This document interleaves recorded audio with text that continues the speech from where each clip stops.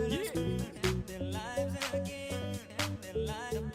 Friday, then we going live again. So get your snorkels out and let me see some skins. Smoke ties, not drugs, what we teach the kids. I can't man, castrate that rapper. Middle finger to the sky, scream fuck, rap the big cops trying to get me going state to state. Blowing ties up the... Right, guys, welcome back to episode 11 on the Choi Candy Chit Chat. We have the master of sound over here, Will Sparks. How are ya? I like that. No, Yeah, you it's like good that? to be here, man, in the EMC mansion. Or is it ECM? ECM. ECM, sorry.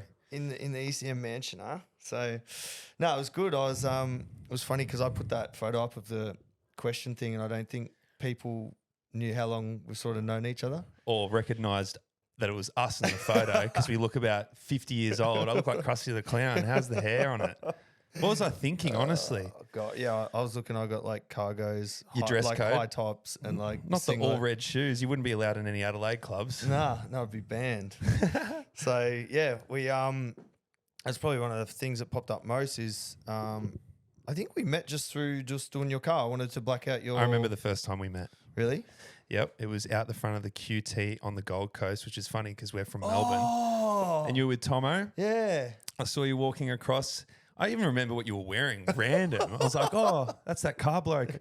Anyway, you were really nice and super cool and humble, and I guess we got along straight away. I don't know what we did that night. Was it schoolies? Yeah, it was schoolies, and I remember now you hit the nail on the head because this guy walked past these kids and he goes, "Oh, that guy looked like Will." No, he made a joke about like, "Oh, Will Sparks wanna be or something," Yeah. and then I heard him go, "Fuck, I think that is Will Sparks."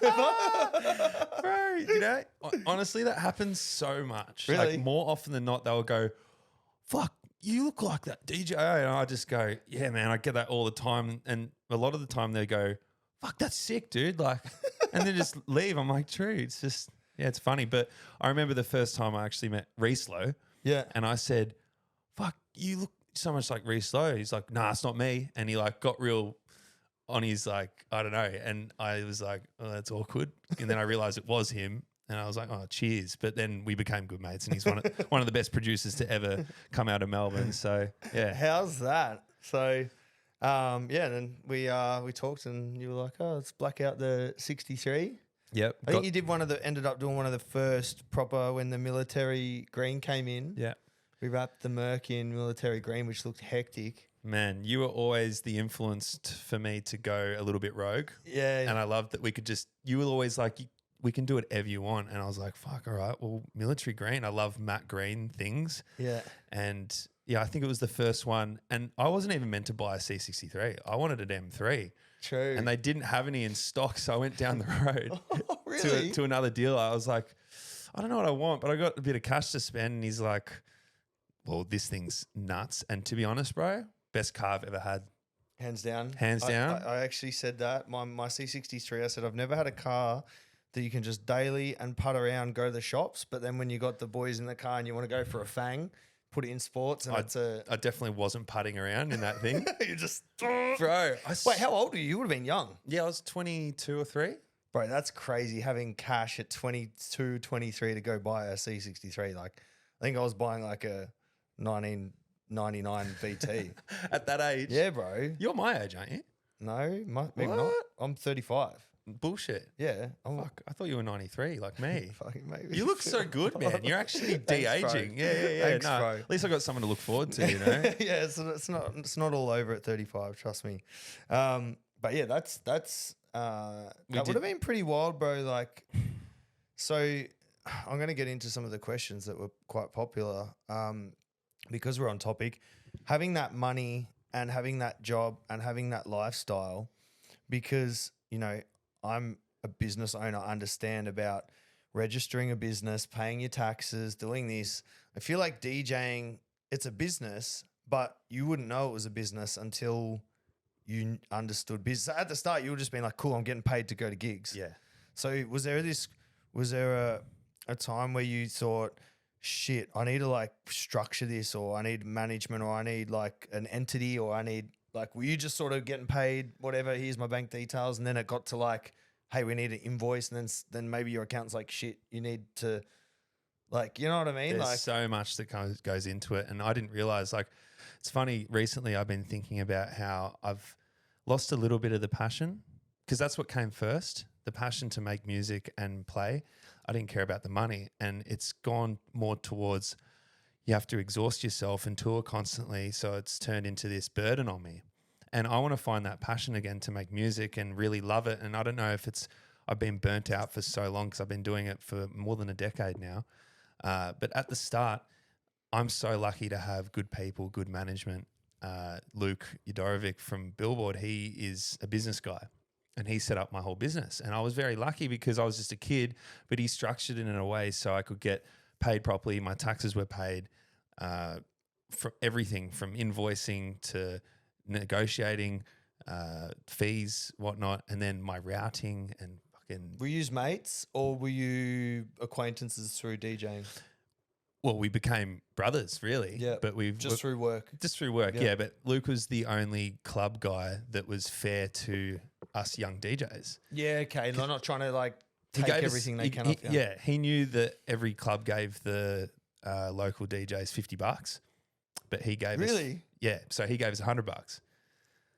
That's crazy, Wills. For talking about you DJing for $100. 50, 30 I used to get, $30. Bro, that gives me goosebumps. Like I talk about when I used to lower people's cars for $50 or a slab. Yeah, crazy. And then like I'm used to it, like thinking about it. But then when like hearing that from you. It's the same for you though. It's bro, get like, yeah, Will Sparks DJing at the local club for $50, bro. That's actually, so how old was that, do you reckon? How old were you? 17, 18.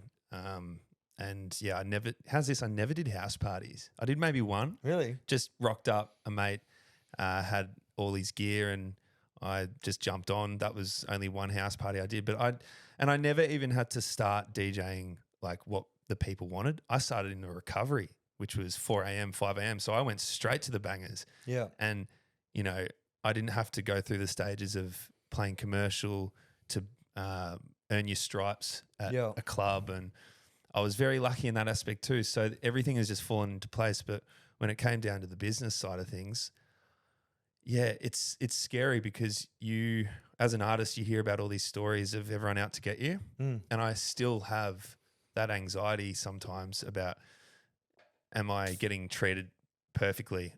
Am I getting what I deserve? You know, is there fairness? And I have no question that Lucky is fair towards me. And they're always, if I ever lose my shit over something, and they always come back to me and explain why. And I have to really get my head around that. But there's a lot of numbers that go in and out, you know, and I'm just a music guy. So when it comes to numbers, I'm like, fuck, it's overwhelming. Especially in the event space, everyone's got their fingers in the pie. There'll be this person that promoted it, ran it, the costs here, this, that. That's why.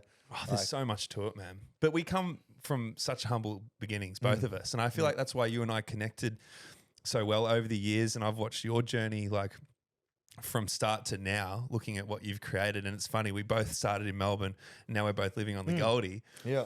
And it's funny, you can't take the bloke out of the burbs, can you? No, you can't. Like I come from the east side of Camberwell, and you're what, Langwarrin? Yeah. And you're out here at Hope, and I'm at Palm Beach. Yeah. Like it's a similar sort of thing. It's the same. Adrian's from like the western suburbs in Melbourne. When he comes here, where is he? He's in here too. Oh, okay, true. Yeah. But it's funny. It's like, I've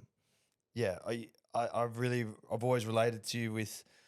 No matter how big you've got, time of day for anyone, someone comes up, says hi, good. You've got no ego. It's just you're just Will from Box Hill or whatever. Because it's so easy for us, isn't it? When you're a kid, how cool would it be if you could just approach your idol and they were so cool about it? Yeah.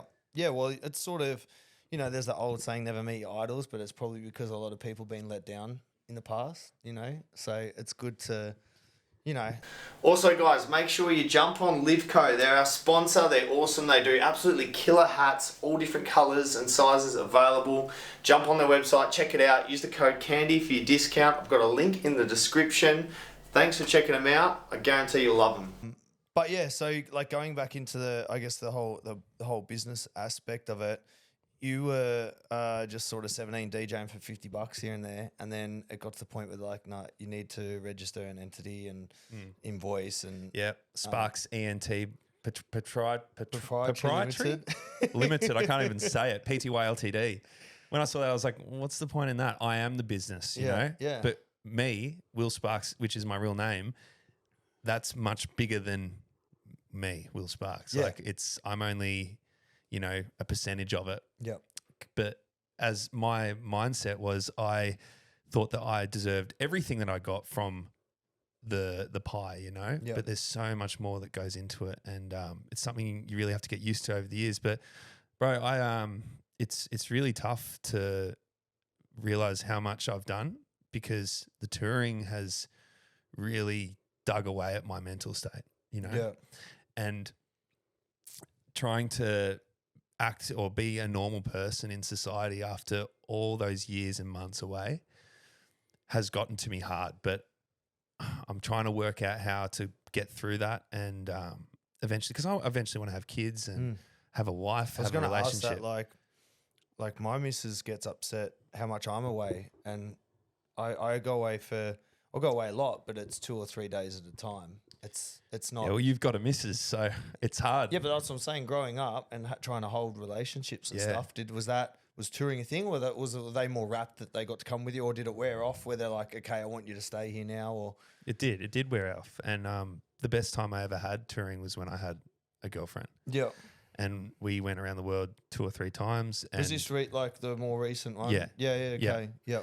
Which I look, and we can cut it off if you don't want. Yeah, but yeah. We briefly touched on, I guess it actually has taken its toll, and it has been hard for you, like with that relationship, like, which I think, and like I said, we can cut this out, but this is something that I've been through it, and I think a lot of guys have got this whole, oh fuck her, I'll just go fuck some bitches and I'll be sweet, and like a lot of dudes don't speak about it, and I went through some like gnarly breakups where I really found it hard to like pull myself out of the dirt, motivate myself, want to work. it takes over everything, heartbreak. It's like it's on your mind. You constant. unfollow them, but then you end up going on another account, or you see your friends, seeing where they are, and like Yeah, you have to get rid of any sort of ties that get your visual on them, especially with social media. And I will never ever look at what's going on, but just try and like you out have of sight, to out of mind. out of sight, out of mind, exactly. But it's been terribly hard over the years and years trying to get through that, and it's so tough for me to realize that it could have been my work that ruined it. Yeah. And she came with me for those 2 or 3 years, and it was the best time of our life, both of us. We saw the world, but then also we were very young, and we probably weren't doing enough of we used to do the gigs and then just go back to the base in Amsterdam or something and just spend the week there. And then she ended up not doing anything. Like, she needed a purpose, right? So she wanted to stay home. So, moved up here and got the dogs, and she was going to stay home, and then everything. Yeah, I won't go too far into it, but Well, it's more I was just bringing up because obviously, and everyone's got, understandably, you're living the dream life. You're getting, like, if I was 18 and I got told that I'd just get to go, like, because every young person loves clubs. Well, a lot of, I used to love clubbing too, but I'm Like- 32 now. you literally get to go to clubs. You get to get paid, and especially at your level, we're getting paid really well. And have the treatment too You of getting in. treatment, you get in, even the whole, you get picked up from the airport, you get the nice hotel, you get this, that. Everyone's really, really nice to you. And you get used to that. You get used to it. You get the good pay, and then you start getting the really good travel where you're going international. Yeah. So from a lot of people's eyes, it's sort of like, oh, he's living the dream, blah, blah. But then, like you jump on here, it's taking a mental toll, just being your body clock and your hours and your routine in society and relationships. Yeah. And so I think it's like very interesting because like I said, on the outside, Yeah, and it's, Will's living the dream. And don't get me wrong, you've got a cool life. We're not sitting here. I wouldn't have it any other way. Yeah, we're not talking No, I'm about not it. pity partying. But it's not as perfect. No, as, it's as- definitely it's still not. a job. It's still Trying to navigate it, especially with personal life, that's the hardest part of it. And it's funny, a lot of people think that there would be girls throwing themselves at me and whatnot, but it's really not like that. And even if I meet anybody, it's like this anxious thing about me being a DJ, and it's like, I'm not a DJ. I feel like DJing is the easiest part of it. It's creating sounds, making the music, coming up with something new, which is the talent.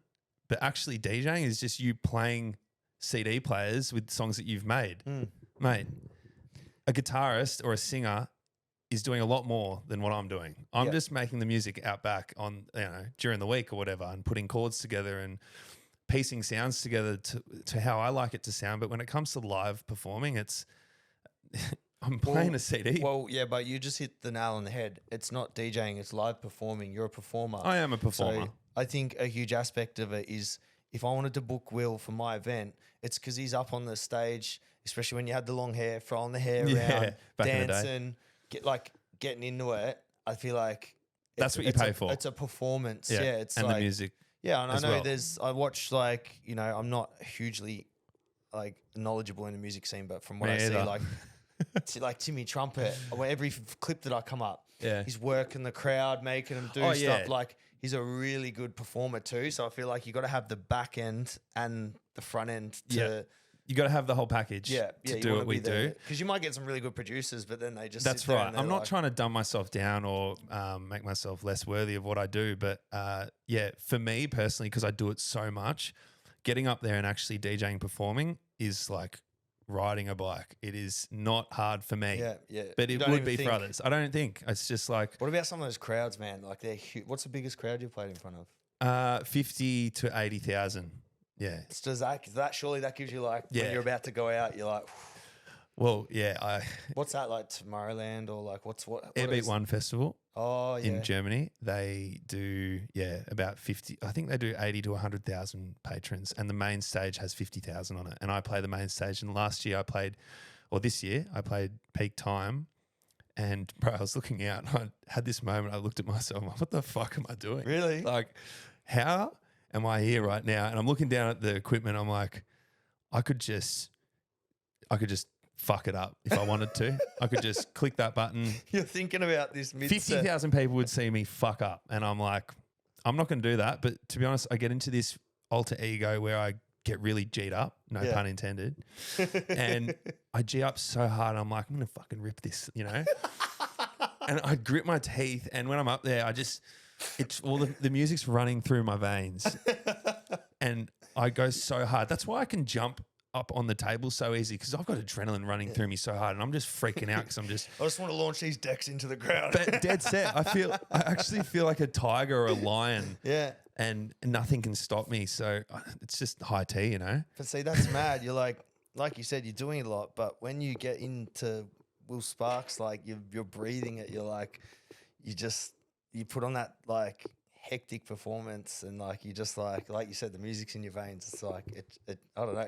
Sometimes, how many times have I commented you saying, bro, I got goosebumps watching this? Yeah. Sometimes I watch just the cameraman behind you, and then the drop comes on. I'm like, oh, I'm in bed. I got goosebumps. But you're an OG Melbourner, so you get it. You get the sound, the music. You came from those dark clubs that I grew up in.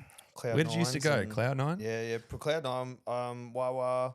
I went from. How good was Wah? Yeah, Wawa was sick. And you know what was really good? I was really into the Lab 22 days. Yeah, dope. That's out your way too.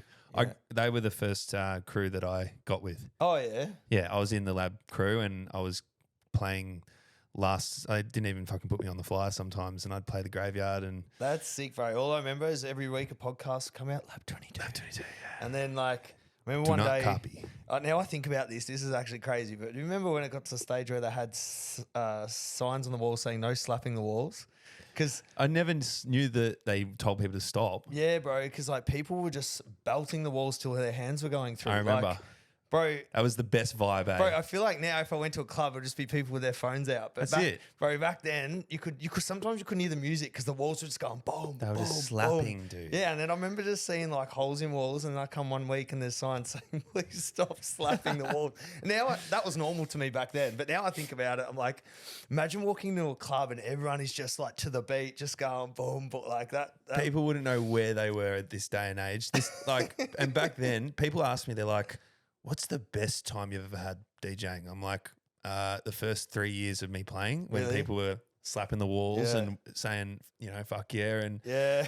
not everyone's just dancing around each other. Remember the Wah dance? Yeah, the wrist Everyone was flick just and the... bopping around. I Yeah, was bro. one of the main guys. I'd be bopping around the whole Yeah, bro, I had dance the floor. ML denim jeans with the straps on the back. The ML denim jeans everyone used to have, and they was like a crisscross, like sort of like Like the straps suspenders. yeah, but they hang off the back, like Yeah, behind true. the jeans, and like I don't know. You were proper yeah. langy. Yeah, I You could I tell. was right into it. Bro, when I used to go out to those clubs, you knew where people were from. The crannies, the langies, and Yeah. then the westies. Yeah, And then the but you east could go suburb. out by yourself, and you'd know you'd go there, Everyone. and everyone would be there. Bro, I used to walk into Lady Luck and it was the best feeling. Yeah, This is when I felt Lady Luck too. I forgot about that. this was my peak when I felt like I was getting somewhere. I'd walk in with my CD bag at the time and everyone knew that I was coming on CD soon. bag, that's coming back too. Yeah, true. What do you do when you're playing and it's? Did you ever scratch CDs? Never had a scratch CD. I'm so OCD, bro. Do you know how much it's killing me having the cord come down the right now? Because this is the right. It says R on the inside, and I always play with it on the left. I have, dude. I've got a way, huh? No, or what? This part? Yeah, it comes out. No, it doesn't feel like it comes out, but yeah, Oh, too true. much time. But anyway, yeah, it's the same with the decks. Like I have to have the far left deck and the middle left deck a space in between so I can put my finger and rest it like that for the cue and the play button.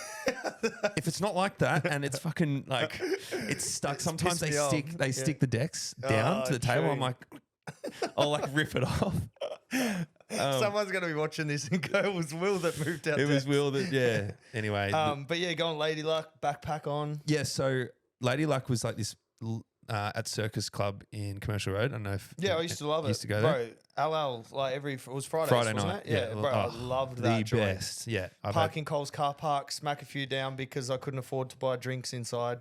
Then Yeah. go in. yeah, doing some naughty things in the car park. Yeah. Anyway, we'd this club was so narrow and dark, and the system was just heaving. And you'd walk in, and so everyone would see you if you walked in. And as I'm walking down the corridor, walking past everyone dancing, I'd have eyes looking at me, going like, "He's fucking here." He's here. Yeah, but it's funny. I'm a religious man, Yeah. so if anyone ever called me the king or great whatever, I would be like, "Don't ever call me that. Stop calling me the king." No.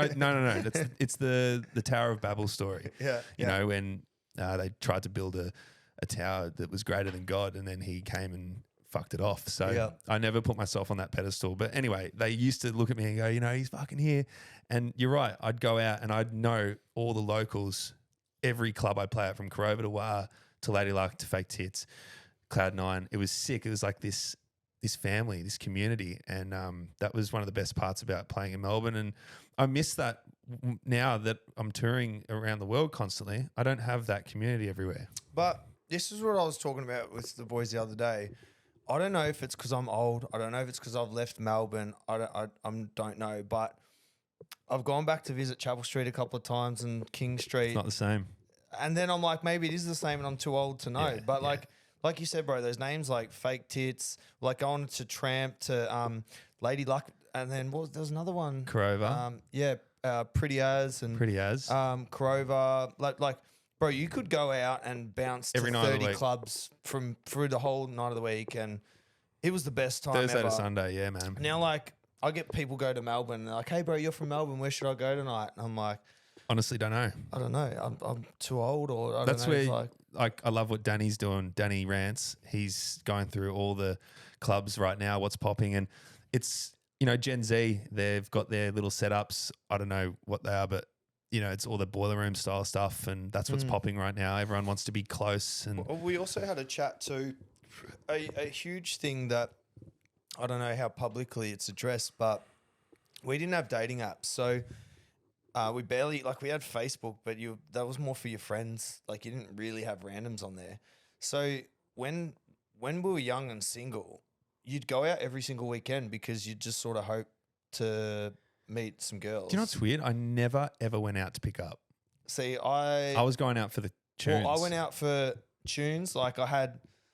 There was definitely certain DJs that I was a massive fan of, say Slice and Dice and shit like that. So if they were there were certain DJs that Slice and Dice. Yeah, I played as Slice and Dice once. really, Yeah. no shit. I got the mask on. I think that was one of the first sort of there's a lot of masked DJs. I think that was That was before I first- was doing anything, and it was the first time I ever took a photo with someone was behind the mask. really. Yeah, I was like, "This is sick." Well, there you go. So I went out if there was the right DJs were on and stuff like that. It was Me. about the music, yeah. Mm. But if a lot of it would be like, put it this way: when I had a missus, I went out a quarter as much as to when I'm single. Whether it was the girls or just because it might even be because you're bored and your boys go, "Hey, let's go out. We got nothing else to do. I'll go out." But I think the dating apps, because you have all these people at the touch of your fingertips, Instagram, fucking it was Tinder. No one's bothered. Like it's pretty easy just to get a match, DM, go this, skip, just to go out. And not only that, cost of living now is fucked. Like, Oh my God. Like It's I took Anita out for like, cause we find it hard to spend like quality time just because we're caught up in like, 6 different businesses, a kid, social groups, all that. So I said like, hey, let's get Saint looked after and let's just go for like a good old fashioned date, So we went to just like Coomera, like Westfield. So both got a foot massage. We saw a movie in Gold Class and ate in there. I think I spent $460 on the massage, movies and dinner. And altogether. I was going to say that's cheap these days. I was like, that's nearly $500. Like, How's the average person getting by? bro, imagine going with a family. Like, That's what I think about. I look at these tables at dinner. I spend $400 on 2 or 3 people, and there's Bro. dinners with 10 people. I'm like, what is Bro, this bloke doing for a living? And that's what I'm thinking, like with the clubs, you go out, you generally Uber. Man, an Uber from where I was, like if I Ubered from Langy to the city now would be $200. Easy. So you got your Uber, but it's all good. You chip in, whatever. Yeah. Then you got your entries, your drinks all night. You're going to, How much was entry to Ladylike? I think it was like 10, 15 bucks. Yeah. What are entries these days? I wouldn't know. Yeah. I haven't paid entry in 14 years. Actually, I did pay entry once. This is a funny story. I went out in Melbourne one night off a, I don't know what we were doing, but went out with me, Luke, my manager, a mate, a few other people in the industry, and we went to Two Wrongs. Yeah. And we're just like lingering out the front, and then the door girl noticed us, who was hosting the night, and she's like, "Oh, yep, you guys, do you want to come in?" We're like, "Yeah, we'll come in." And then we start walking in. She goes, "Okay, that'll be $250 entry, thank you." And I was like, "No worries." And I pulled out my wallet. I was like, "All right." And then I, paid the cash. And this bloke starts walking down the stairs. He's like, "What the fuck are you doing? You're making him pay entry. What are you doing, mate?" It's like, give him his fucking money back. I like how humble you are. Like, whatever. No, of course. I was happy to. I was like, yeah, sweet. Like, just like normal night, whatever. because I think she thought I was going to be like thinking, I'm going to just walk in and just have whatever I want because I was who I was. And I was more than happy. And then he's like, "Can you give his fucking money back? What are you fucking doing?"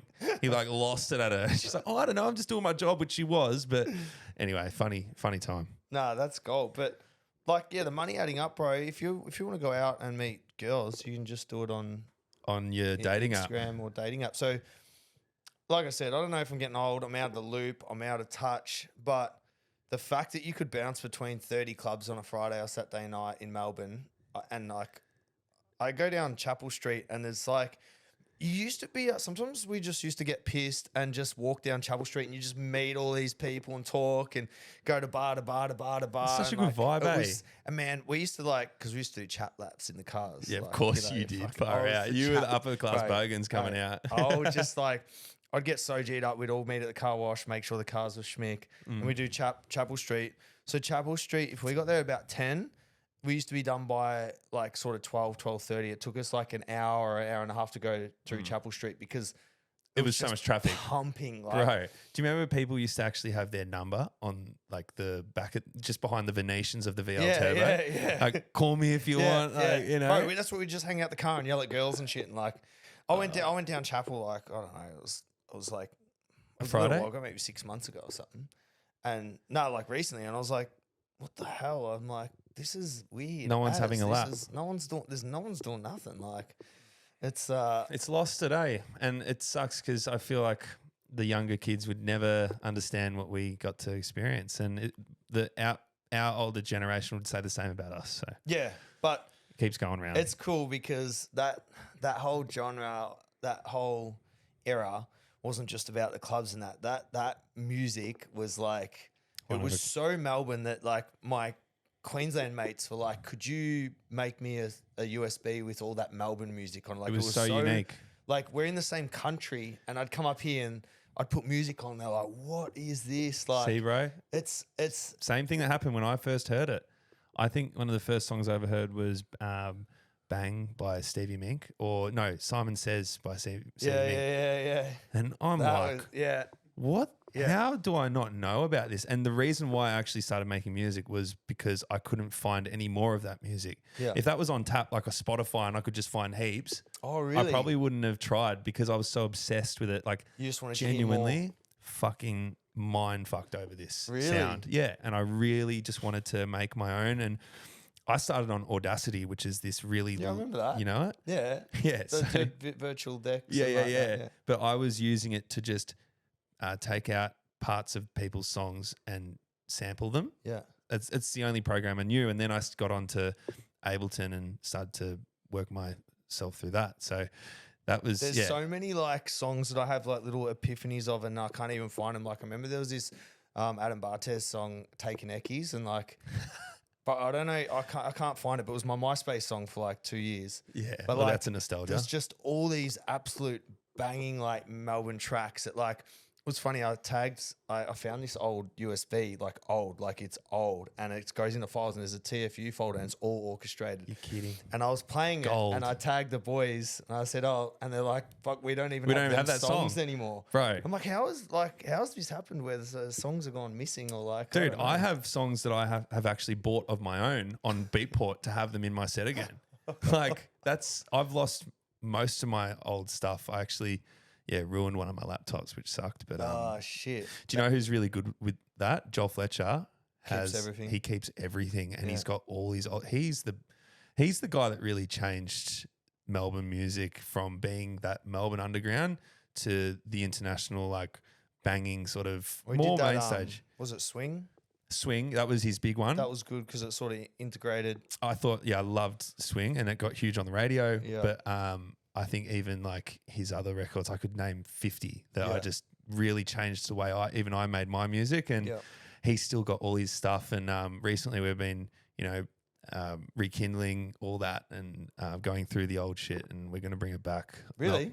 Fuck yeah. That's Melbourne. sick. Maybe that might, you're saying like you're That sort already of has. losing the passion a bit. I honestly, that's what's got it back for me a little bit. We've just done a track together, me and Joel, and it's proper old Melbourne style. And Is this exclusive? I don't know. I feel naughty. should we get the exclusive out? I'll just Dropbox you now. But it's That's sick, man. it's our bread and butter, bro. that It's so excites easy me. for us. Yeah. Well, I guess there's a point, right, where you do things for money because it's easy money, and then you do things for passion. And I'm very the same. And I've done it like through business, through, You can force anything, dude. yeah, And like, music's the worst thing you can force. And that's what I've been doing the last sort of year.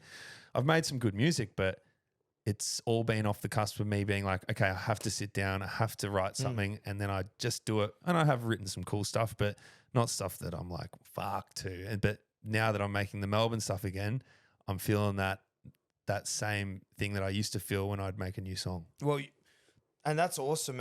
And I guess I can relate to it in some way where, say like eye candy, I fully got over cars. Like I always end up driving standard cars. I didn't want to lower them. There I you didn't go. want to do anything because I was so over like, I don't know, like workers calling in sick, customers, like this, that. I just put all that shit into one category, and it was cars. And I didn't want to hear about it. When I left eye candy, I wanted to come home and I wanted to hang out with the missus. I wanted to go have a drink. It was like, once I'm out of there, cars. I've stepped out of there for about a year now. There's still great teams running it. My brother runs the Melbourne one, and one of my buddies runs the Gold Coast one. It's all good. Like, Sick. It's self-run, but and now I've fully stepped away, not even ownership or anything. really, you've sold it. My brother's with me since 2012, and he worked his ass off, and I've created enough financial freedom outside of that where You gave him the business. I gave it to him. Wow, really? Yeah, well, That's massive. to him, that's his whole life and future. To me, it was a side thing. Bro, So that's amazing. Yeah, That's as cheers, good bro. as buying, your mum a house or something. Like, that's the best thing you could possibly do for your sibling. And I think hats off to you for that. If you've got enough, then why would you need any more? yeah, I That's could have what I sold say. it. I could have sold it, or could have done It's whatever. your family but though, right? It's your brother. It's my brother, and honestly, shout out to my brother. And I'm not being biased. I've seen heaps of vinyl rappers. I've toured all around America, gone to car shows, gone to rap shops.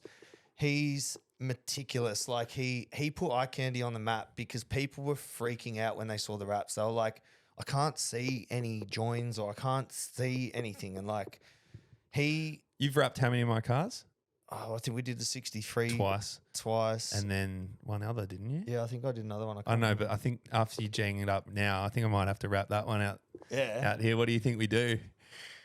Actually, you had a sick idea. Was it you sending me a bronze? Yeah, it on the was G-Wags? like the G-Wag that you did, That the bronze, brown. matte bronze, brown like, bonds. bro. Yeah, You reckon? tough, yeah. That would be tough. I've already spent so much money on it with know. the urban kit and whatever. Is it like a metallic, but your guards are straight gloss black? Yeah, it's Carpathian grey. There you go. I just wrap the grey and leave all the black. gloss black. It look tough. Mad. Yeah, it looks Yeah, sick. well, now that you've spoken about your bro's work, I'm going to book in, I reckon. But yeah, since stepping away, and like I said, I was happy to. He put me on the map. He worked his ass off. He did countless hours of overtime. He deserves it. Yeah. And like I said, it's a side thing to me, but to him, it's his whole future. It's his life. You know, he's got his wife, his kid, his house. It's all come from that. So that's Yeah. so anyway, stepping out after about 6 months, I'm like, I want to wrap my car. I want to lower it. I want to change You my started wheels. loving Bro, cars I started, again. Vlogging. I'm doing YouTube, so I'm building I'm buying like shit boxes and doing them up on YouTube. I'm getting on Pimp the My tools. Ride. Yeah. You're I'm the modern day Aussie Pimp My Ride. Yeah. I would watch that. You need to do it. So, well, we just did one where I gave it to one of my subscribers. So everyone watched the journey. At the end, I picked a YouTube subscriber and gave it to him. And I've found that love again for cars because I'm not forced to do it. Yeah. So And it's about fulfillment too. You're giving cars away and yeah. like that's so much more important. So hopefully, with you going back to your roots, it sort of ignites that passion. I'm not sure if I need that time off like you had to really regain it. But once you take your foot off the pedal in my industry, you get forgotten pretty quickly. But I haven't ever tried that. I have never stopped. I've never given up. I've never cancelled, apart from when I broke my leg. That sucked. Yeah. I wouldn't recommend doing that. But it was. Yeah, sorry. You getting a phone call? You want to take it?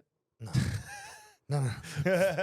Full ADD, just like there's a phone call. There's a phone call. There's a phone call.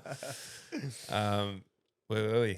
Yeah, just saying like, you've never taken your foot off the gas. And I agree. You can lose momentum very quick in this day and age. People forget very fast. Oh yeah. So if you don't keep yourself in the spotlight. And if you're not hungry, Yeah. to all the people out there listening, if you're hungry for something, just ride it. Don't think about the end goal, because I feel like I've reached that end goal 10 times and you just keep trying to turn the switch on harder when the light's already on, Yeah. and I've Bro, had to, I literally said that exact thing. Like I was talking to, I can't remember, maybe it was an Instagram story. I'm like, look at Adrian. You'd say he's got enough, but you'll still see he's him not satisfied. in a like last week for Halloween. He dressed up in like a girl's dress, and he's doing like a cash giveaway ad. But he's a billionaire in being an idiot on camera in a girl's dress because, like you said, bro, he's got that hunger. It's like you just keep pushing through. You just want to go harder and harder and harder, and you gotta. It's like. It's not something you can have someone over your shoulder whipping you. It's got to be in your like belly. You got to have that fire to like. You can't learn it, or you can't like. But you said before contentment. What is it? Well, I think there's different aspects where I'm content with business. I'm definitely not content. How about yourself? Myself, shit, he's reversing the podcast onto me. Well, I got to tell you. I am.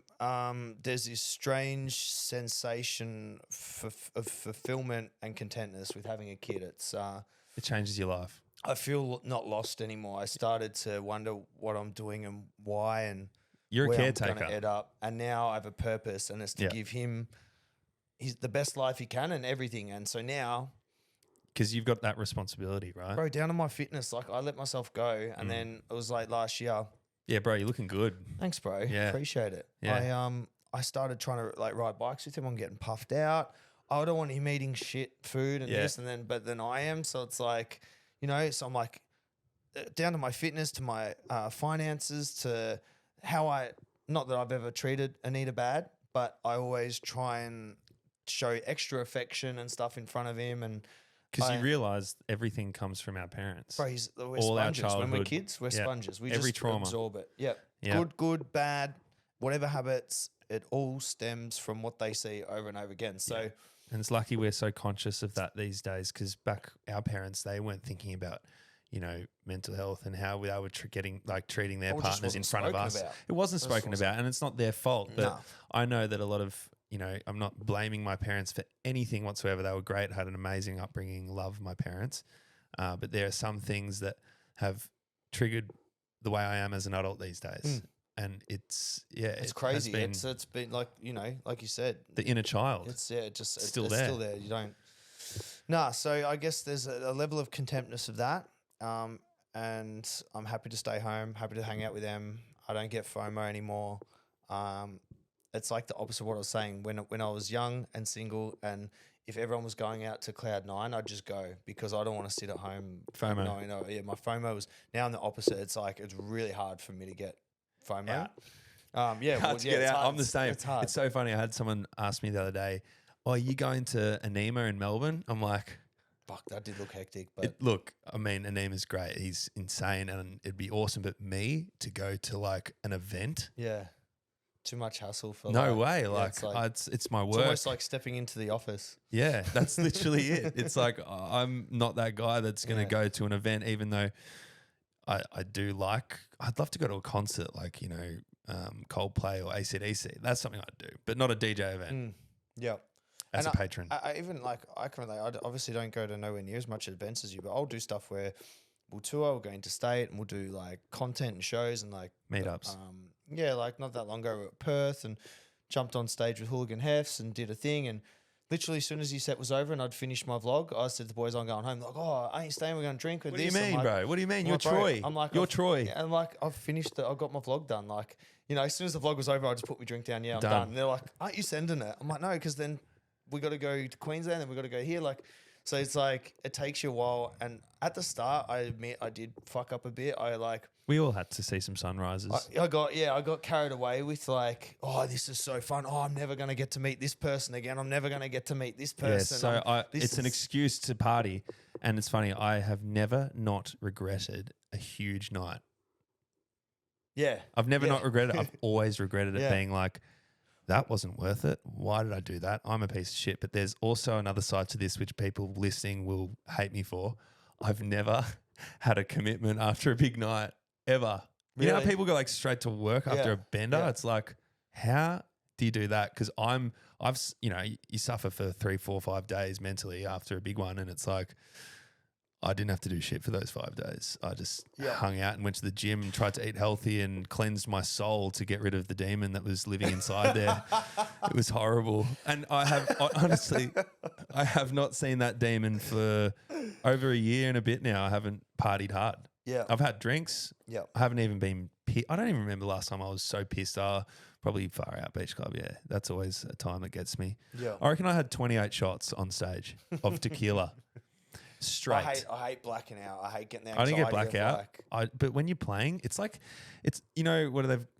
what's it called? Adrenaline. It's like I'm drinking hard, but then I have this adrenaline from it playing. overcomes it. So I don't get too pissed. Yeah. But I'm pretty sure I pissed my pants once on that stage. Because the beach club, everything's wet. I may as well just piss myself.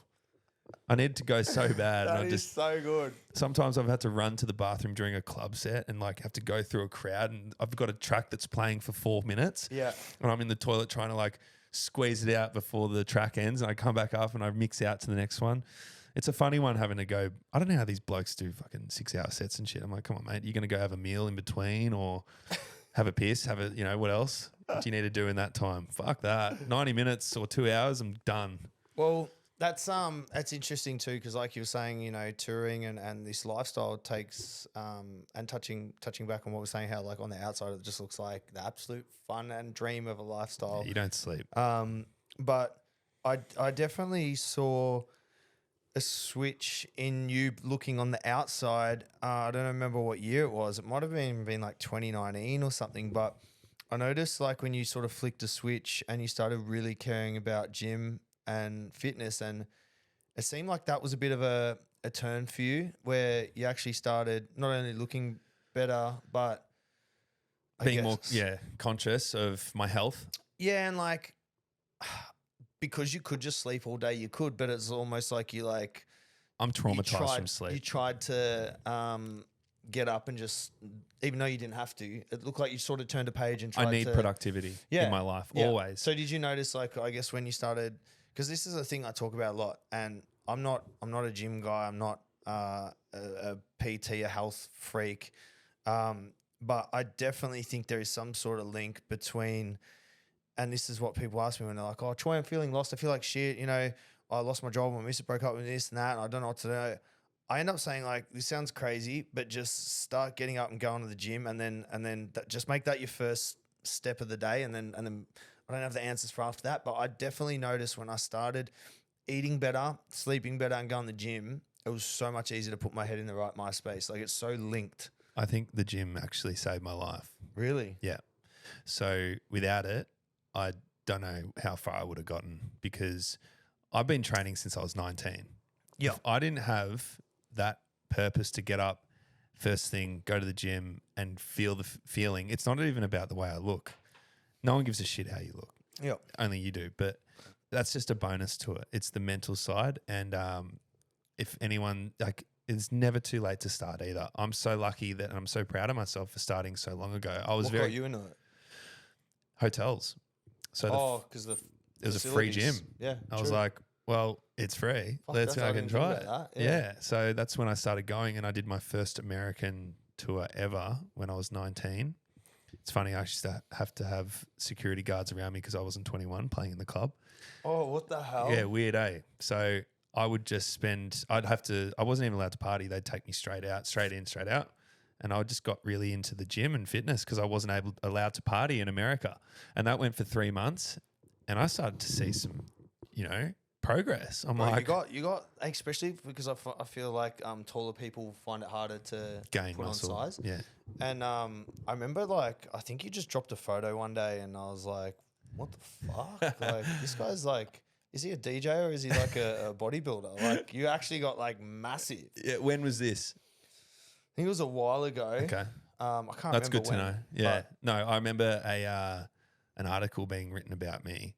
And when I was 22 or something, I looked pretty shredded because I didn't know much about dieting back then. So I just used to eat chicken Caesar salads on room service. So I was just eating bulk chicken and lettuce, no carbs, right? And I got so cut, but I wasn't big. I was just really lean. I'd always had the fundamentals and the genetics, right? Yeah. And this music vlog put up this photo of me, rig out, and they just put steroids all over it.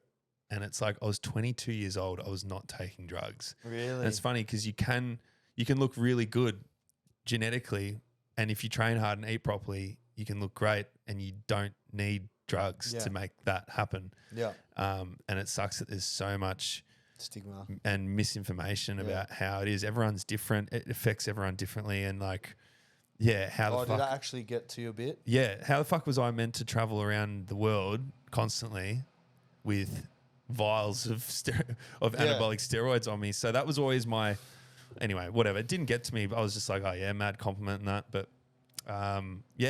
the gym changed my life, man, and I'd still go every day or 6 days a week, and I always find time. But back to the sleep thing, sleep has traumatized me with this work because jet lag, I go through it maybe 7-8 times a year, going back and forth to Europe, to America twice a year.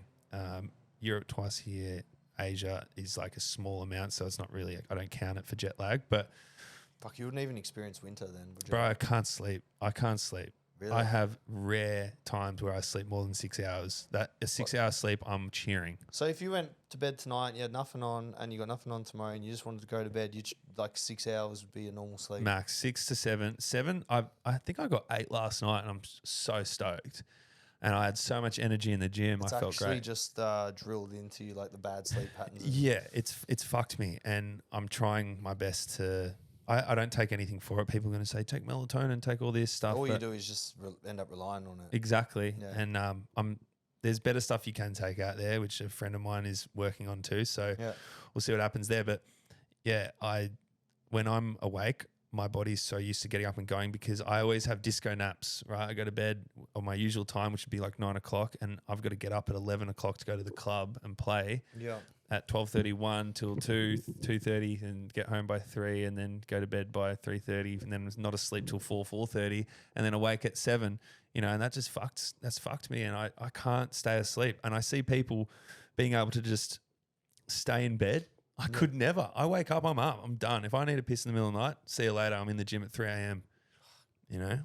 So what would be your, I guess this is a thing that a lot of people wanted to know. You're being a DJ, your main source of income, because you've obviously got, like, say, royalties from tracks, you've got performances, you've got tours, you've got, I don't know, you might produce for other people or help with stuff? I don't know, like. Yeah, I can sell my records that I don't release. I don't think I've ever done that except for one. Do many people do that? Is that a lot of people do? Yeah, because they're all day in the studio all day, bro. If you are in the studio, if I was in the studio from 9 till 5 every day, I would make probably 10 songs a week. Really? Yeah, I only sit in there maybe once a month for a week.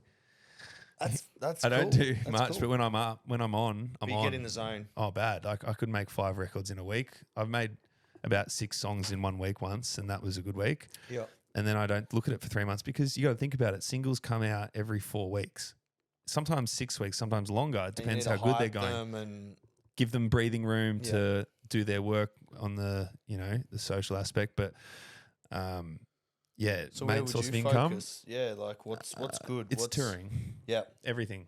All my main income is obviously touring. So that's really the hard bit where it's I have to do bad it. mental like you have to, but it pays the bills. And I still love doing it. It's just the travel that really gets to me. I love performing. I love meeting the fans and watching them. And it's just the loneliness is the toughest part. Yep. I'm constantly in dead time, which is waiting for a plane in a hotel room. I'm not meeting up with anyone. I don't really have a solidified friendship group in one spot. Yeah. I do a little bit here, but you know, I'm always in and out. Royalties aren't incredible for me because I'm a EDM producer. So you know? you've got like Spotify, YouTube, all the platforms. Apple Music. Is there one that's better than the other, or same? Or like if you get 1 million plays on Spotify, is that good? Do you get money? Like, is it? It's not counted like so specifically like that. APRA is the Australian distribution of music, and I think I honestly, you go into the breakdown and it's just each song has it's just got a price next to it, what you've made on that song for the quarter, and it's like it made that, but it could have made it's all bunched in from YouTube to Spotify and all that. So the whole thing of you need a billion streams to make $1 million on Spotify, I'm not sure how true it is. I just don't. Is there any good songs that you've done and you've gone, oh shit, I actually made a bit of money off this on royalties? Like, there was a label that forgot to pay me for Take Me. Yeah. And I didn't even know because I was just get the checks in. I'm like, it's a little bit, sweet, That whatever. was a banger it's too. honestly nothing, And I got like $100,000 straight up, bang. That's mad. For it, and then that money went straight into something else in the business. So you would use that money, you would use that song that would help do your tours and like, because you can perform your new track and stuff. But then on the side, you didn't even realize, but I had some, it's like $100K in royalties. It's honestly like stocks that always do okay. They're never going down, are they? Yeah. So true. I'm always getting something, and but that's cool off one song. Like if you can make a banger every single. They don't come around often, you know. That's where it gets out of your audience. That's where it like goes radio. And Oh man, when the ones go radio, like so what? That did heaps more than that. Really? Yeah. Over the years, it still makes me. What do you reckon if you had to throw a number? What is probably major? Oh fuck! I had some good times to that song. Probably like 400 or 500 grand over the years since it's been made. So it keeps getting played and. Even if you divide it over 10 years, it's $50K a year. It's a normal person's full wage. True. It's awesome. Pretty good. It's cool. Yeah, it is. Like especially like you said, it's not your sole income. You're touring, you're performing, you're doing other stuff. And there's always splits as well with labels and other artists. But that's cool. That's I'm sure there's other people that want to know too, because I just don't know how it works. Yeah, of course. Everyone thinks I make $1 million on YouTube. I'm like, no, it's not. It isn't like that. Not the Nelk Boys. It's not like America. It's like. it's or Beast, whatever his name is, Mr. Mr. Beast. Like, yeah, it's not. Nah. It's so funny though. I'll get a notification on my CommBank every like couple months. You've been paid this. I'm like, oh, dope. That's sick. That's all right. That's like, cool. It is really cool, and it's not a lot. It's not like fucking millions and hundreds of thousands. Even sometimes it's not even tens of thousands. You know, but it's something else. Bit of pocket money. Well, so I want to touch base on back on, and a huge thanks to our other major sponsor, 2 Savage. Look at these, fully black on black on black. I actually haven't worn these yet. I think these might be my new favourites. But 2 Savage, jump on the website, heaps of different colours. We've even done a collab, a Troy Candy collab. Use the code CANDY, 10% off, free shipping. They fit great, they look great. The lenses are cracker, they're all polarised and UV protected, this, that. Awesome value, and they're very strong. They are very sturdy made sunnies, so you get your money's worth. Don't worry about that. Check them out. Thanks to our sponsors, 2 Savage. When do you reckon you went from the boy in the burbs to playing for, like you said, you grew up in a normal life, normal household, so you're happy to go DJ for $50. I'm sure you're like, fuck, I'd do it for free, so $50 is mad. And then it went to you having 150K to drop on a new C63 at 23. Like, bro, if I had that much money at that age and I was around partying and I was doing shit, I don't know if I would have made it through my 20s. Like, not saying I'll take drugs and this and that, but like, bro, like if I was 20 and someone gave me 20 drink cards, I'd use them even if I didn't want them, because I was like, I didn't come from money. So I was like, this is like $10 a pop. Like, I'm not going to just leave it. Like, you know what I mean? You know what? This is where I got to shout my mum out, because she was always very conservative with money. Yeah. And it made me very conservative. Like, I remember I had $1 million in my bank account when I was 21 or something. Fuck. Right? It's just because I just went like that and I started making heaps and I didn't spend any of it and I saved it because I wanted to get that mil. And I got it. And then I started buying C63s and shit, you know? Bro, and a house. And bro, I knew, obviously everyone knows how successful we are, but I didn't know that quick, at that young. And it came quick. And the hard thing is, like, I still struggle now with the way I'm growing in areas in life. Every time you grow, you have to learn as much as you can. You have to learn how to protect yourself, your circle, your friends, your family, business deals, the way your entities are set up, trust, taxes, everything. So if I was 21, 22, and all of a sudden I've gone from getting $50 a gig to $1 million in my account, you've got a very small window where you have to freaking learn, and you have to swim. Like, you have to. You got to spend it correctly. Yeah, like, there's so much to learn. Like I said, it's not just saving the money. It's not being an idiot and going out and getting caught up in that lifestyle. Like you said, you walk into a club and everyone's like, oh, we're like, there'd be a lot of you that just almost wanted to go out because you got treated like you're like, yeah. I was never taking advantage of it, and I never wanted to go out and splurge anyway. I just wanted the things that I wanted. And one of those things was an apartment in South Yarra. Yep. And I ended up buying it. And unfortunately, I got conned by a con artist, and he sent me 300,000 less of that million in the ditch. What do you mean? How? He went bankrupt and he stole the money. Oh, he's building it. Yeah, I gave him a personal loan, and he ended up, the mortgagee got ownership of it because he defaulted or whatever, and he owed many people millions of dollars, and so I never got that again. I had to rebuy the house. Was he a referral? Was he like? Because I feel like for you to part with the money, must have been some sort of. He was family. Oh, fuck. Yeah. Sorry to hear, bro. No, that's all right. He's not anymore. But I won't go into, but same. I've lost family because of stuff like that. Yeah, he was a brother-in-law, but ex-brother-in-law. But anyway, he never paid me that back, and I learnt then never to lend money to anybody, especially the closest ones to you, and I never will again. Yep. But now I'm doing some more property stuff now. That was like 10 years ago.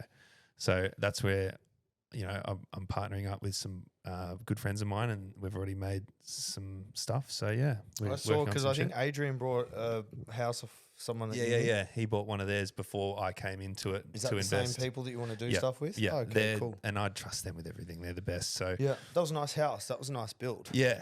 They're the best in the business in that. So yeah, but just any advice to anyone out there, don't lend anything unless you just know for sure. I thought I knew for sure though, and I had to learn the hard way. And don't lend anything unless you're prepared to lose it. Exactly. Well, I wasn't really prepared, but lucky I was in the end. And I was able to forget about it, and now I'm doing fine. And yeah, look, let's just see that as a learning curve in my journey. But like what you said, you know, if you were that age, you'd just be going off and doing anything. And I was like, I want to buy this. Yep, give him the money. It gives me a discount, and I got fucked over. So, But what I'm saying is, you're buying. At least you're giving it a crack at something. Like if I was that age, man, I would have brought 10 HSVs and just done skids everywhere. haven't you already done that?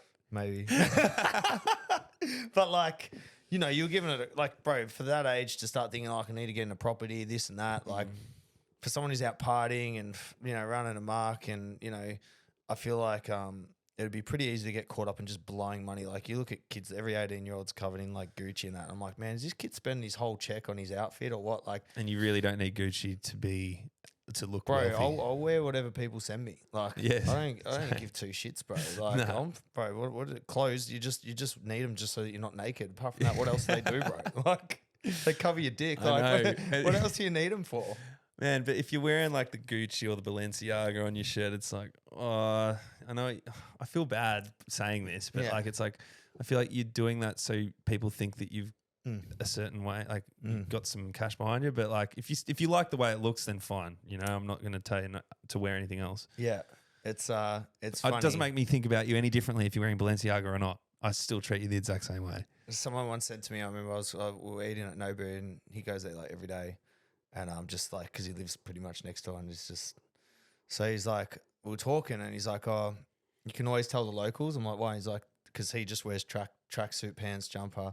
And he goes, because I just come here every day for lunch. Like I just come here to eat, but the people in all the like Philip Plein and this and that, it's like a real special event for him. Yeah. So I And guess was it's like- an like the exciting same- thing. Yeah, but it's like what you said is like, you know, the person wearing trackies doesn't mean they're poor. They're probably just like they're past that. And bro, Adrian, I always see him just wearing plain tees and plain jumpers. Yeah, sometimes he gets a bit dressed up and stuff like Yeah, that. for but special occasions, sure. if you didn't know Adrian, you could mistake him very easily just for a normal dude. 100%. And I've got a really cool memory of me when I was young. I saw this bloke walking out of the servo, and he looked like full bum, and I'm like, ugh, like, what's this bloke doing? I thought he was like, Have a shower. yeah, I don't know what was going on. He looked real scruffy. Gets into a Ferrari. Couldn't believe it. Couldn't believe it. I was like, wow. I love that. And that's like, I swear that was something like God telling me, don't judge somebody by the way they look. Yeah. Yeah, you just never put it know. right in front of your face, going, mate, see? He works hard, you know. Well, and that's so going back to like going from wheel $50 an hour to $1 million in the account by that age. That's you're probably talking like 4 or 5 years from 17 to 23 ish. Yeah. What was there? Was it slowly like this, or did you get a couple of banger tracks where it just went boom? Yeah, it goes bang, and for me, it's just been like a slow crawl, and I've gotten to a point. What was the bang? The bang was and then Really? So it was just that was life changing. that was life changing, and that got me around the world. I started touring. I didn't have really. So many. you're playing in Melbourne clubs. This song goes viral, and then you're like Luke and that started going. Will you're getting asked to go? and I was playing everywhere, bro. I was doing like fuck, man, hundreds of gigs a year. Was that when you're going? I've made it. That's when I just took it by the balls and went, let's go. These days, I don't do as much, so I'm not making as much. Essentially, probably I'm just doing less is more.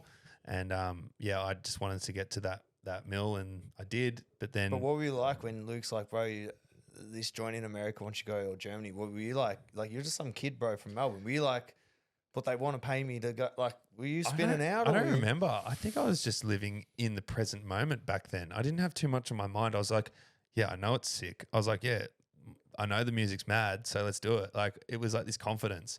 It's because it's. I know I was very thousands of excited. DJs, Yeah. bro. I don't know any DJs that do what you do. So and I'm saying this because I'm sure a lot of DJs are going to watch this.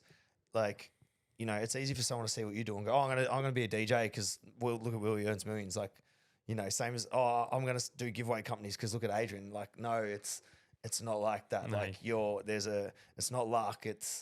And that's what I'm trying to work out. What made you break through? Was it that? Well, why was that song so different, or why was like to all other DJs that and other people your age were doing the same shit? Like, did they just think you're lucky, or they like, nah, Will's onto something with his music, or like? I think timing comes into it, but also being an inventor. I feel like I used to sit there and truly invent my own thing because I wasn't listening to anybody else. And that's very cliche. That's what everyone hears. Don't be like anyone else, but it's true. I'd sit there and I would think about the song before I'd even make it. So I'd have to then, dude, I could So come into your head and then you try and replicate it because I'd use voice notes and I'd sing it and I'd play it on guitar, or I'd just. Oh, so you're very musical background, like not extremely. I play guitar, you know, I play songs. Yeah, I'm not really, I couldn't read music. Yeah. But yeah, I would sit there and pretend I was at a festival or in a club, and I'd actually think up the sound and the pattern of it, and I'd sing the pattern out to myself and I'd put it down as quickly as I could.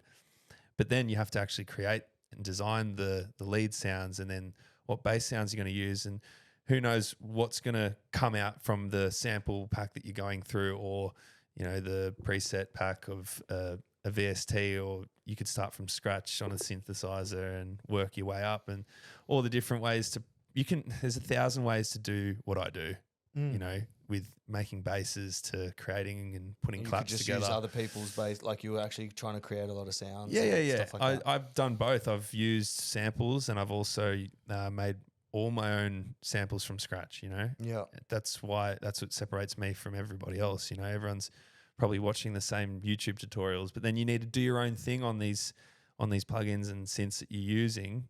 Just figure it out. It's so hard, but there's no theory to what I do. It's like you just got to come up with something, and if it hits and if you know it's sick, someone else is going to love it. Yeah. Just as much as you love it. Because I used to freak out how much I used to like my stuff. Yeah, and then you're like, oh, is it just me? Yeah. Would you have mates come over and play it and go, what do you reckon? And they're like a lot of them used to freak out and say it was great, but I'd also have a lot of pushback as well. But I didn't listen to the pushback. Yeah, you're just like, no. I was like, no, he doesn't get it. This feels good. I'm into it. So, yeah, man. That's cool, man, because like I said, someone like me, I don't know, this is my industry, but it makes sense. Like, you know, like you said, there's a lot of people that can go out, perform, press play, some people that can write music, and then there's some people that can really sit there and like create and invent and do it their all own stuff in their head. And that's sort of, I guess maybe you gave a new sound that people hadn't heard. That's right. And it was the timing of that, you know, the whole Melbourne movement going up. But nowadays it's like, okay, what's the new movement and how are you going to stand out? Like Fred again blew up recently, or John Summit recently, you know, with the house. Dom Dollar, man. Like, yeah. He's bringing he back just like a local DJ in Melbourne, just doing normal stuff. And then all of a sudden he's like, he's like one of the biggest in the world now, isn't he? Yeah. I actually had my agency in America ask me, who's a good house artist from Australia? And he used to actually warm up at, where was it, in Werribee? Oh, what was it called? They're going to hate me for this. Anyway, he used to warm up there, and I said to the agency in America, I was like, oh, look at Dom Dollar. You know, he was playing around circus and doing all those, you know, the house stuff. He's a great house producer.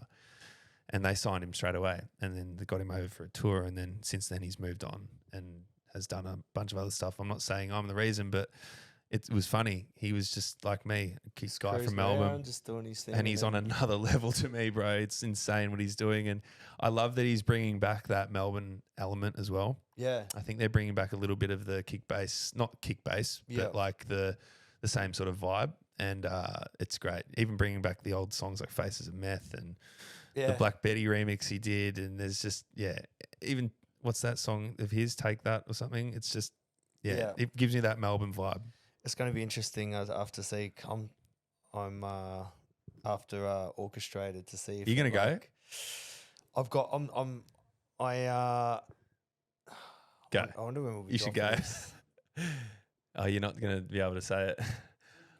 Yeah. We'll see. We'll leave it in, and we might be planning a party for the Nelk boys on the Gold Coast on that day. A private party. Sick. And you mates with them? I just talked to them, but I'm a massive fan. Like they've huge. inspired me to start my drink, to do all the vlogging, big inspiration. And the date just lined up on that day. I've got my flights booked to Orchestrated, everything. Oh, really? I can't make it. I'm in America, which sucks. Yeah. But I reckon that would be. I'd have goosebumps. That will take us all right back. Can you imagine the amount of heads we haven't seen in 10 years that would go? You'd be like, fuck, who's old mate? He's put on a couple, eh? Oh, shit. Yeah. Should we do the questions? Yes. I'm keen for them. Let's yes. So do you know what? I reckon we've answered a few of them. Most random place you DJ'd? I can't say where it is, but I've played in like the weirdest spot. Oh man, in the middle of nowhere. This is when I first started actually touring in Europe. I played at every country town in France to Italy to Poland. Poland, Really? I reckon. Katowice. Really? Katowice in Poland. I played It's at like this a bar club. Energy 3000, the club was called. And yeah, I'm pretty sure it was on a meme recently. Do you remember the meme where everyone's dancing and the lights are on in the club and it looks like it's in Eastern Europe? No, I haven't seen it. There is a viral video and that is the club I played at. But I love my Polish fans. But it was just random. It was random as, yeah, in the middle of the country. You spoke about hair transplant. People just asking about. I thought it was Best money we've ever spent, dude. 100%. It's still there, bro. My two best money I spent was veneers and hair transplant. I didn't realize how unconfident I was until after I got it done. Bro, 20,000 times more confident Yeah, now. I used to wear a hat everywhere. Did you see the photo that we posted? I Yeah. look like Krusty the Clown. I must have been in denial because I was like, I don't need it that bad. And then I got it done. I was like, whoa, I should have done this ages ago. Like, Yeah, you know. I should have shaved mine years ago. Pretty easy, but same, like, I think mine was 6 hours in and out. Wear a bandage for a few days and Yeah, off mine you go. was about the same. Yeah, easy. Most you've been paid for either, it says one night gig. I'm guessing either, 2 gigs one day. oh, yeah? Yeah. Yeah. And what, you were saying? No, you don't say no. I'll say it. I think it was about 100. Yeah. 100,000, yeah. Which isn't Start at $50 I know. gig and then 100,000. 100K for one day was good, but there's also a lot of outgoings and, you can't look Yeah, at it all in that's the where one. that's why the tour is a good, because you go out and knock it all out at once. Yeah. So But yeah, that was my biggest, I'd say. that's sick. I remember I tried to get you on my mate's hens, and I didn't know you that well, but I was like, can you do 30 grand an hour? And you're like, no. I was like, fuck. I said no. Yeah, Me? yeah. I'll find it. Probably on Instagram. Maybe because I wasn't there. I wasn't No, able was to in make Melbourne. it. Was I not able to make it? No, you're like, I'll let you know. Or something. I don't know. Bullshit. Yeah, I swear. I would have taken that. No, I'll show. And I was like, That's really good money back then for me. They were all like 25-year-olds at hens. I was like, it's just full of girls. I'm like, Bullshit. yeah. So I was like, I would not have said no to that. I'll find it. Oh, God. Unless I How text you. embarrassing. And then I guess we've talked about a lot of these streaming on Apple Music or Spotify. What age did you realize music was going to be your career? That would have been 19. 19. Yeah. Yeah. Favorite song you've created, / proudest moment? Yeah. Favorite song, either disco dancing or kids these days, but they don't have a breakdown in it. Now, I really pride myself in my breakdowns. Yeah. No one really cares about the breakdown. They're all about the drop, right? Yeah. But what's my favorite breakdown? I don't know. There's so many, but I really like the hard breakdown, or even My Time was a really euphoric moment for me. There's a few. I love making intros. There's so much. I love Get Free. Get Free. Bro, that's like, I put that on. But that was just like a kick bass and some I don't know. percussion. It was more about the actual song Get Free. They killed it. Major Lazer. Yeah, it might be a part of the memories it brings to you. You know, some songs maybe aren't as good, but they trigger like the time, what you were doing at that time. Do you ever get that where a song comes on and you fully remember? Like, Full nostalgias. Yeah, you forget. You actually was out of your mind until that song triggers it. Sometimes they'll come on my Spotify things, and then I'm like, oh. And yeah, I mean, we've actually covered through a lot of these. Will the OG long Sparksy hair ever return? Nah. Really? Nah? Nah. It's just way too wispy, man. I tried to grow it back recently and I was like, CBF. look, I got the hairline back, but I didn't get the thick hair, that's for sure. Yeah, okay. You know what I mean? It's just yeah. it's not going anywhere. It's just the way it's been created. Yeah. And your favorite, or did you have an inspiration? I guess you did say like Callus, Joel Fletcher. Yeah. They are the two big ones. Yeah. For me. Was Joel Fletcher before you? Yeah. You were a bit of a duo at one stage. I feel like I remember seeing you guys like for a lot of photos together and headlining. Yeah, together he and was stuff. a couple years or a couple years ahead of me. Is he younger than you? He's 1 year older. He's aging really well. He does not age. He doesn't, He has not no. changed in 10 years, but He's AI or something. he's definitely my biggest inspo. Apart from that, in terms of performing, Dead Mouse easily. That's where I get all my breakdown inspiration from, Yeah. but my own way. I haven't listened to Dead Mouse as much as late as I did like growing up. He's the king. But he's like love like some of those tracks just G me up like Ghosts and stuff and that. I just want to punch my windscreen out. Your favorite club going to gig at? Is there any ones that stood out? Oh, Far Out. Yeah, Probably. You that's always love. Yeah, I always say that Far Out, but yeah, wow, I'd love to do that again upstairs. Oh yeah. But Is Wawa still the thing? it's gone. It's a restaurant. It sucks. Fuck. But Slovakia and Prague.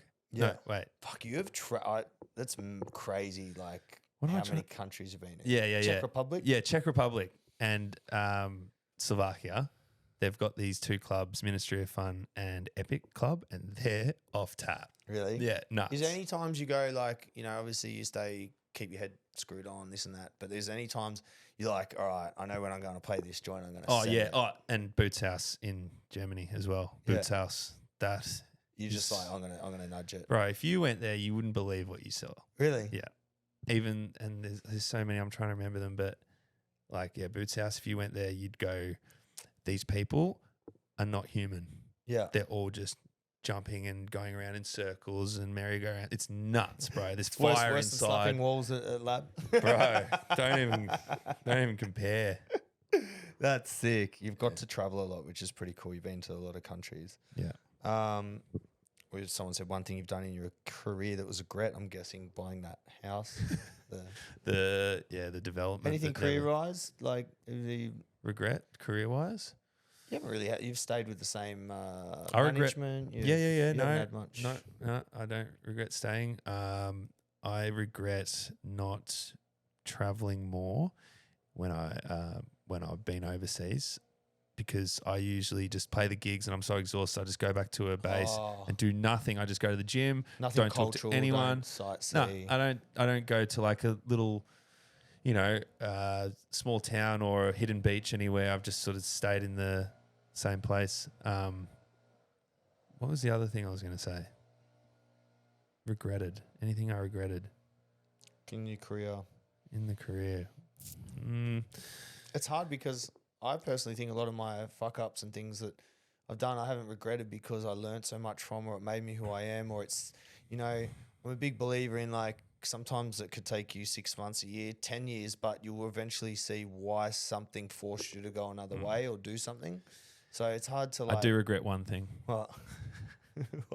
I used to play in Vegas as a resident, and Vegas XS nightclub is probably one of the best clubs in the world. And I was so young and naive and stupid.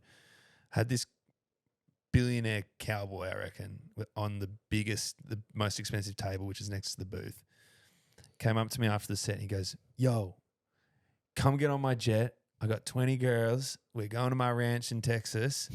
Come with me now, and we're going to have the best night and weekend of your life." Do you know what I said? Oh, no, I can't. Because I wanted to go to the gym in the morning. I'm sure he had a gym there. I was 22 and I was just nervous. I don't know. See, that's what I'm saying. You had this weird thing that had your head screwed on because any other person. I wasn't a goody two shoes, but No, like, but I was still, like I don't know. It's a bit scary, like getting on a jet with 20 birds and going to some guy's ranch that I've never met. I'm like, now I think about it, I'm like, that's sick. that is sick. But I didn't do it. Well, that's not too bad of a regret. It's nothing too big. No. So, Never happened again. Hey, Adrian. No. Hit the jet. With no girls, just the boys. Wife, kids. Best show you have ever played and why? Is there anything that stood out where you're like, this is sick? Like, I don't know. I'm guessing like a big audience or a good vibe or a good location. I think Tomorrowland always hits home because there's so many Aussies there supporting me. Oh yeah. And that really makes me feel proud because I'm always flying the flag. Yeah. And recently I played the most recent one this year, and there were people from all walks of the earth, places I don't go to. So like I never go to Mexico or Brazil or Why? Just not. There's just not a market there not for an me. EDM But of course, there's going to be my one-off fan there. Yeah. And So they all come to Tomorrowland. yeah, they all had their flags there, and they're like, we've been waiting for fucking Fuck. 10 years.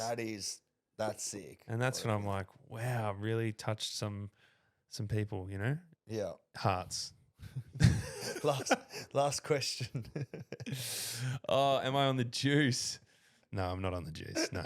I mean, you can think what you want, but I'm not saying I've never done it. I when I broke my leg, I did some like TRT.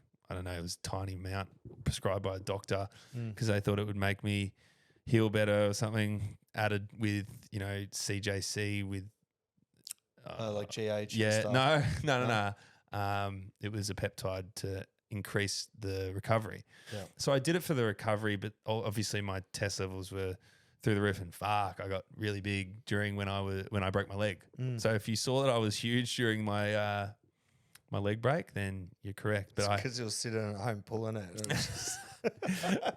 no, it definitely worked, but I preferred the way. It's funny because people used to think I was on it before until I was 30 years old when I tried TRT, and then it didn't work for me. I couldn't like travel. I was, you know, running out, or But you might have had good test levels. I already did, yeah. Like, and before I regardless. even did it, people thought I was doing it, and I never cared, let it get to me. But I gave it a run for a very short period of time. Did not work for me. I got severely terrible skin from it, and obviously I wasn't doing my bloods all the time, and I was always in different places. But I'm now about a year since, and I'm back to normal. You're good, bro. Thanks. I feel so much better, and I still look great. And you know, they say that once you do it, you never natty, but like I'm back to the exact same as what I used to be. No, it's in sick. terms of weight and size and Energy, everything. It's so much better. I would not recommend anyone ever doing that unless you're very knowledgeable and educated in it. It's awesome. And I guess wasn't. to finish it off, what's our next thing we're going to see? Will, is it production, or is it another tour, or is it like? Yeah, I'm in America for the next 6 weeks till the end of the year.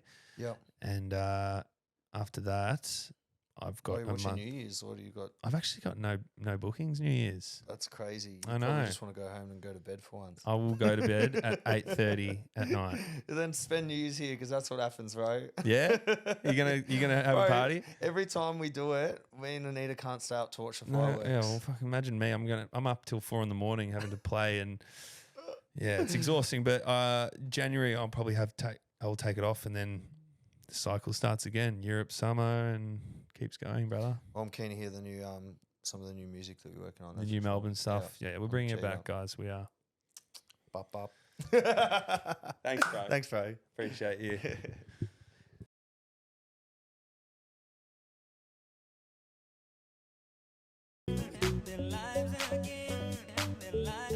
It's Friday, then we going live again. So get your snorkels out and let me see some skins. Smoke ties, not drugs, what we teach the kids. I can't even man, castrate that rapper. Middle finger to the sky, scream fuck, rap the big cops trying to get me going state to state. Blowing ties up the